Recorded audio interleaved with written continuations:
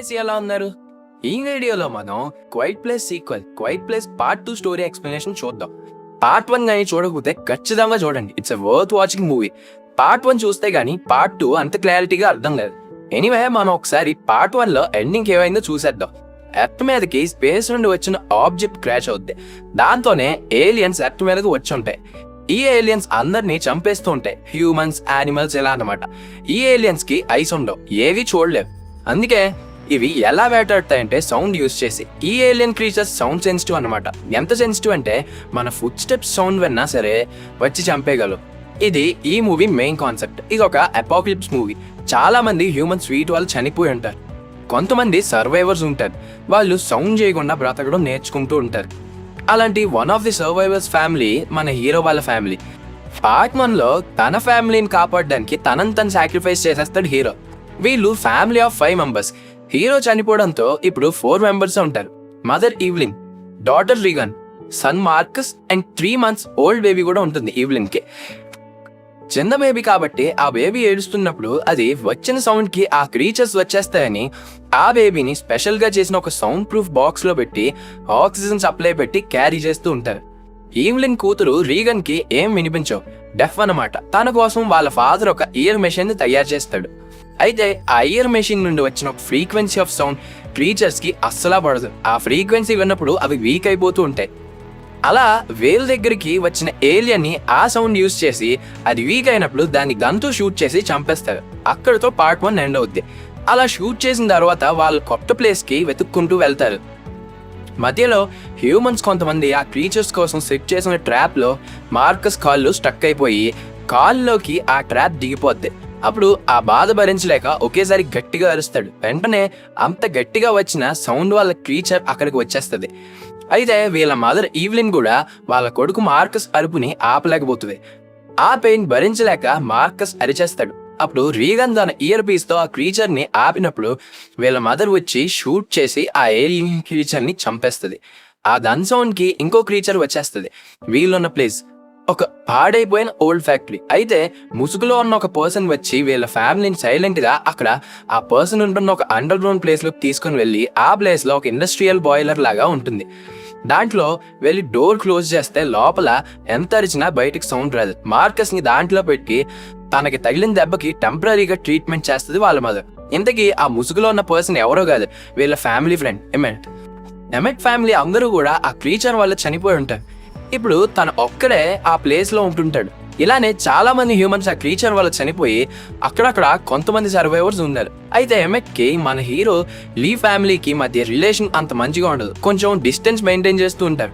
అయితే ఎమెట్ అంటాడు, ఇక్కడ ఫుడ్ అండ్ వాటర్ లేవు, ఇవాళకి మీరు ఇక్కడ ఉండొచ్చు, బట్ రేపు ఇక్కడ నుండి వెళ్ళిపోవాలి అంటాడు. అయితే ఆ రోజు ఈవ్లిన్, మార్కస్, రీగన్ అండ్ ఆ చిన్న బేబీ అక్కడే రెస్ట్ తీసుకుంటారు. వాళ్ళకి రేడియోలో ఒక సాంగ్ వినిపిస్తుంది. మార్కస్ అది విని రేగన్ కి ఆ సాంగ్ కోసం చెప్తాడు.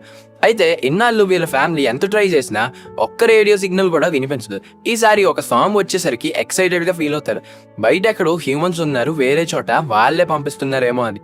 అయితే అప్పుడు ఎమెట్ అంటాడు, అంత ఎక్సైట్ అవ్వద్దు, అది ఇవాళ మాత్రమే కాదు, నేను రోజు వింటాను, ఏం యూజ్ లేదని చెప్తాడు. ఆ రోజు నైట్ అందరూ పడుకున్నప్పుడు రేగన్ ఆ సాంగ్ ని క్రాక్ చేస్తుంది. ఏంటంటే అది జస్ట్ సాంగ్ కాదు, ఆ సాంగ్ లిరిక్స్ ఒక ప్లేస్ కి వెళ్ళడానికి దారి చెప్తున్నారు, ఎవరో ఎక్కడి నుండో అని అర్థమవుతుంది. వెంటనే రేగన్ వెళ్ళి మార్కస్ ని లేపి తనకి చెప్తుంది, ఏంటంటే నేను ఈ సాంగ్ లో చెప్పిన కోఆర్డినేట్స్ కి వెళ్ళి చూసి వస్తాను. దానికి వాళ్ళ బ్రదర్ ఒప్పుకోడు. బయట చాలా డేంజర్, నువ్వు అక్కడ దాకా వెళ్ళలేవు, డాడీకి ఏమైందో చూసావు కదా, నువ్వు వెళ్తే మమ్మీకి చెప్పేస్తానని అంటాడు. అయితే ఆ రోజు నైట్ అందరూ పడుకున్నాక రేగన్ అక్కడి నుండి గన్ అండ్ తన ఇయర్ మెషిన్ తీసుకుని ఆ ప్లేస్ కి స్టార్ట్ అవుతుంది. మార్నింగ్ లేచి వాళ్ళ మదర్ చాలా కంగారు పడుతుంది, రేగన్ కనిపించట్లేదని. నేను నా బేబీని చూసుకోవాలి, నువ్వే అలాగైనా వెళ్ళి రేగన్ ని వెనక్కి తీసుకుని రా అని. తను ఎంతో దూరం వెళ్ళుండదని ఎమెట్తో అంటుంది ఈవ్లిన్. ఎమెట్ ఏమో నేను వెళ్ళలేనని అంటాడు. నీ ప్లేస్ లో నా హస్బెండ్ లీ ఉంటే ఖచ్చితంగా వెళ్ళేవాడు, ప్లీజ్ వెళ్ళు, తనని కాపాడి వెనక్కి తీసుకుని రా అని బ్రతిమలాడేసరికి ఎమెట్ వెళ్తాడు. రీగన్ కి ఒక క్రీచర్ కరెక్ట్ గా అటాక్ చేయబోతున్న టైంకి ఎమెట్ అక్కడికి వచ్చి ఆ క్రీచర్ ని షూట్ చేసి రేగన్ ని కాపాడతాడు. వెనక్కి వెళ్ళిపోదాం రా అంటాడు ఎమెట్. అయితే రీగన్ డెఫ్ కావడం వల్ల తనకి ఎమెట్ ఏం చెప్తున్నాడో అర్థం కాదు. యాక్చువల్లీ హీరో ఫ్యామిలీ అందరూ రీగన్ కోసం సైన్ లాంగ్వేజ్ నేర్చుకుంటారు తనతో మాట్లాడడానికి. సో ఎమెట్ చెప్పేది రీగన్కి అర్థం కాదు. రీగన్ అప్పుడు చెప్పడానికి ట్రై చేస్తుంది, ఏంటంటే నీ దగ్గర ఎలాగో ఫుడ్ అండ్ వాటర్ లేదు, ఎలాగో ఎప్పటికైనా వేరే ప్లేస్కి వెళ్ళాలి, అదేదో ఇప్పుడే ఈ ప్లేస్కి వెళ్దాం అని తను డీకోడ్ చేసిన ప్లేస్ కోసం చెప్తుంది. అదొక ఐలాండ్. ఏలియన్ క్రీచర్స్ వాటర్లో ఉండలేవు, సో వాటర్ని దాటుకుని ఆ ఐలాండ్ దాకా రాలేవు. అక్కడైతే సేఫ్ అని అనుకుంటారు. అక్కడికి వెళ్ళి చూసి వద్దాం సేఫ్ అయితే, మమ్మీ మార్కస్ అండ్ బేబీ కోసం వెనక్కి వద్దాం అంటుంది రీగన్. సరే అని ఒప్పుకుంటాడు ఎమెట్. వీళ్ళు బోట్స్ ఉన్న ప్లేసెస్ దగ్గరికి వెళ్ళేసరికి అక్కడ కొంతమంది జనం కొంచెం సైగ్గా బిహేవ్ చేస్తూ ఉంటారు. రీగన్ని కిడ్నాప్ చేసి తీసుకుని వెళ్ళడానికి ట్రై చేస్తారు సైలెంట్గా. ఇంకా చేసేదేం లేదు వాళ్ళ దగ్గర నుంచి తప్పించుకోవడానికి అని చెప్పి ఎమెట్ గట్టిగా అరుస్తాడు. ఆ అరుపు క్రీచర్స్ కి వినిపించి అక్కడికి వచ్చేసి అందరిని చంపేస్తూ ఉంటాయి. ఆ టైంలో నెమ్మదిగా ఎమెట్ అండ్ రీగన్ బోట్ ఎక్కేసి ఐలాండ్ వెళ్ళిపోతారు. ఈ సీన్ లో ఒకే ఒక్క క్రీచర్ తెలియకుండా బోట్ మీదకి ఎక్కేస్తుంది. బోట్ లో ఏదో సౌండ్ వచ్చిందని, కానీ ఆ బోట్ లో ఎవరు ఉండరు. బోట్ బయటికి వచ్చేద్దాం అంటే చుట్టూ వాటరే ఉంటాయి. ఇంకా ఆ క్రీచర్ బోట్ దిక్కకుండా ఆ బోట్ మీదనే ఉండిపోద్ది. ఆ బోట్ అలా వాటర్లో తేలుతూ అలా ఎక్కడికో వెళ్ళిపోతూ ఉంటుంది. ఎమెట్ అండ్ రీగన్ అనుకున్నట్టే ఆ ఐలాండ్లో నిజంగానే చాలా మంది జనం ఉంటారు. వాటర్ని క్రాస్ చేసి ఆ క్రీచర్స్ ఈ ఐలాండ్ ఉన్న ప్లేస్కి రాలేవు కాబట్టి వీళ్ళు సేఫ్గా నార్మల్గా ఉంటారు. తప్పించుకుని ఇక్కడికి వచ్చిన వాళ్ళందరికీ హెల్ప్ చేస్తూ ఉంటారు అక్కడ ఉండడానికి. ఆ రోజు నైట్ రీగన్ అండ్ ఎమెట్ అక్కడే స్టే చేస్తారు. మార్నింగ్ ఎమెట్ నడుచుకుంటూ చుట్టూ ప్లేసెస్ని చూస్తూ ఉన్నప్పుడు ముందు రోజు నైట్ ఒక క్రీచర్ బోట్ ఎక్కి ఆ బోట్ మీద ఉండిపోయిందని చెప్పాను కదా, ఆ బోట్ తేలుతూ వీళ్ళ ఐలాండ్ దగ్గరికి వచ్చి ఆగుద్ది. అంటే ఆ బోట్లో ఉన్న ఏలియన్ క్రీచర్ ఐలాండ్ మీదకి వచ్చేసిందని. అందరినీ వార్న్ చేయడానికి ఎమెట్ వెళ్ళేసరికి అప్పటికే క్రీచర్ అందరినీ చంపేస్తూ ఉంటుంది. ఇంకో పక్కన ఫ్యాక్టరీలో అండర్ గ్రౌండ్ లో ఉన్న మార్కస్ కి బ్లీడింగ్ అవుతూ ఉంటుంది. తన లెగ్ ఫ్రాక్చర్ కి వెంటనే ట్రీట్మెంట్ చేయకపోతే ప్రాబ్లం అవుద్దని చెప్పి వాళ్ళ మదర్ ఈవిలిన్ బయట మెడికల్ షాప్స్ ఏమైనా ఉంటే ఏమైనా దొరకొచ్చని బయటకు వెళ్తుంది. అయితే ఈ లోపల మార్కస్ చేసిన ఒక సౌండ్ వల్ల ఆ alien creature Marcus and baby ఉన్న అండర్ గ్రౌండ్ ప్లేస్ కి వచ్చేస్తుంది.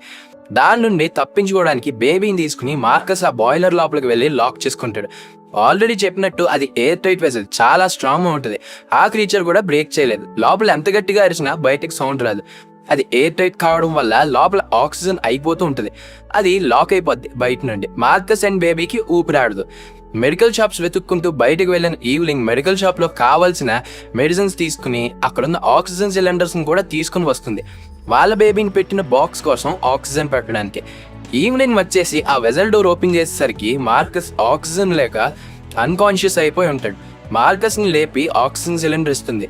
ఈవిలిన్ వెనకాలనే క్రీచర్ ఉంటుంది.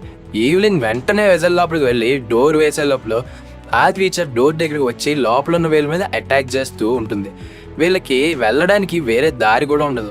ఇంకో పక్కన ఐలాండ్ మీద ఉన్న రేడియో టవర్ దగ్గరికి ఆ ఏలియన్ని డైవర్ట్ చేసుకుంటూ తీసుకుని వచ్చేస్తారు ఎమెట్ అండ్ రీగన్. ఆ రేడియో టవర్లో పెద్ద సైజ్ స్పీకర్స్ అండ్ ట్రాన్స్మిటర్స్ ఉంటాయి. ఆ రేడియో స్టేషన్లో రీగన్ ఇయర్ మెషిన్ని పెట్టేసరికి దాని నుండి వచ్చిన ఫ్రీక్వెన్సీకి ఏలియన్ వీక్ అయిపోద్ది. ఇంకో పక్కన వెసల్లో ఉన్న వీళ్ళ ఫ్యామిలీ దగ్గర కూడా రేడియో ఉండడం వల్ల ఆ ఫ్రీక్వెన్సీ వీళ్ళున్న ప్లేస్కి కూడా బ్రాడ్కాస్ట్ అయ్యి వీళ్ళని అటాక్ చేయడానికి వచ్చిన ఏలియన్ కూడా వీక్ అయిపోద్ది. అలా వీక్ అయిన రెండు ఏలియన్స్ని ఐలాండ్ మీద రీగన్ అండ్ ఫ్యాక్టరీ అండర్ గ్రౌండ్లో మార్కస్ వాటిని షూట్ చేసి చంపేస్తారు. అక్కడతో మూవీ ఎండ్ అవుద్ది. నాకైతే సూపర్ నచ్చింది ఫ్రెండ్స్ ఈ మూవీ. మీరు కూడా ఓ లుక్ వేసేయండి, మీకు నచ్చచ్చు. మీరు ఈ మూవీ చూసాక మీకు ఎలా అనిపించిందో కామెంట్ సెక్షన్లో కామెంట్ పడండి. అన్నీ నెక్స్ట్ వీడియోలో డిస్కస్ చేసుకుందాం. That's all folks, hope you guys like the video. ఈ వీడియో కనుక మీకు నచ్చినట్లయితే మేము ఎప్పుడూ చెప్పేదే లైక్ చేయండి, షేర్ చేయండి అండ్ మా ఛానల్కి సబ్స్క్రైబ్ చేయండి.